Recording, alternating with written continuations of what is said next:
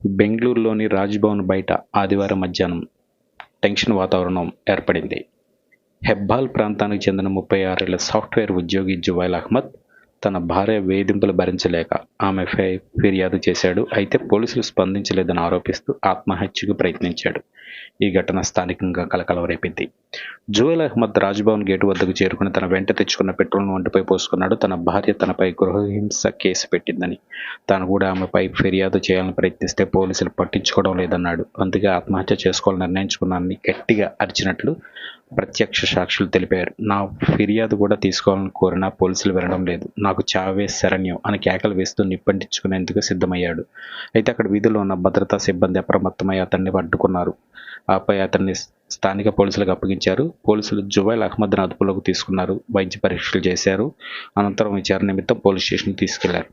జువైల్ అహ్మద్ కుటుంబ సభ్యులకు సమాచారం కూడా అందించారు. కొంతకాలంగా కుటుంబ కలహాలు, భార్యతో న్యాయపరమైన వివాదాల కారణంగా అతను తీవ్ర మానసిక ఒత్తిడికి గురైనట్లు ప్రాథమిక విచారణలో వెల్లడైందని అధికారులు తెలిపారు. భార్యాభర్తల మధ్య ఉన్న వివాదాలు, అహ్మద్ చేసిన ఆరోపణలపై పోలీసులు విచారణ చేస్తున్నారు. ఈ ఇన్సిడెంట్ స్థానికంగా కలకలం రేపుతుంది. మగవాళ్ళకి రక్షణ కల్పించాలనే డిమాండ్ పెరుగుతోంది.